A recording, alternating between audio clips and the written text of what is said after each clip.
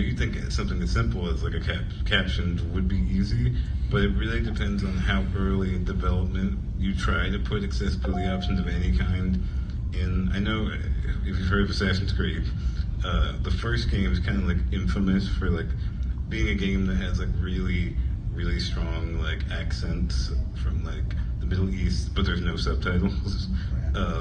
And that's a popular game, but they had no time, or at least they said they didn't.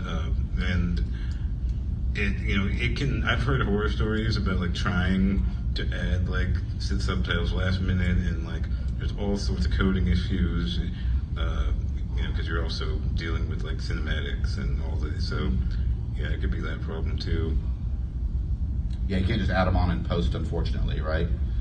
But again, I think if the console manufacturers asked for it and or let something happen on the system side, interesting things could happen.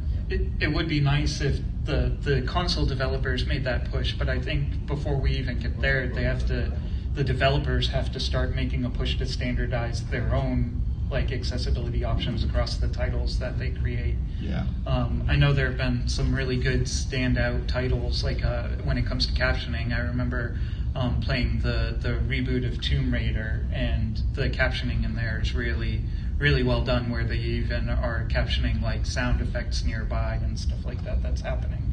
It's really cool to see, and you would hope that the developer would continue to do that in their future titles as well.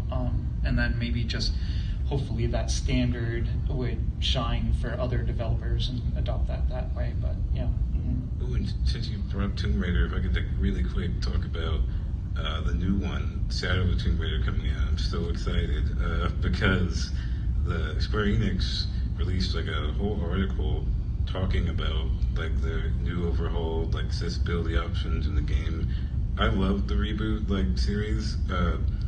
It was hard to play.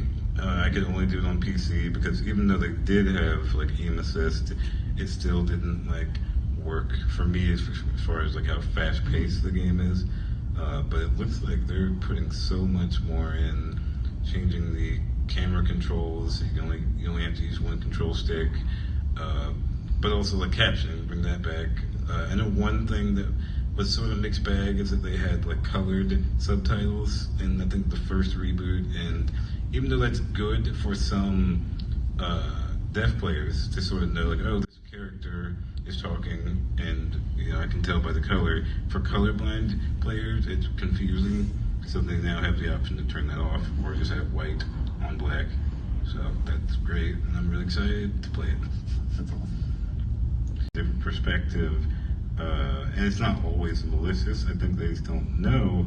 I'm a disabled gamer with fine motor skill impairments, and up until about 2 years ago, I think Danny's going to slap me for this, I didn't know that blind players could play any game. I thought, okay, if you had this kind of disability, you were out of luck, but there's a whole genre of games available. I mean, fighting games nowadays, NetherRealm's putting a lot of effort into like Injustice and Mortal Kombat to have audio cues for blind players to just know where they are on screen, and they can whoop my ass. So it's not knowing. There's what I think Able Gamers did a study in 2012 that like there's 30 million disabled gamers in America. So it's just knowing that there's an audience.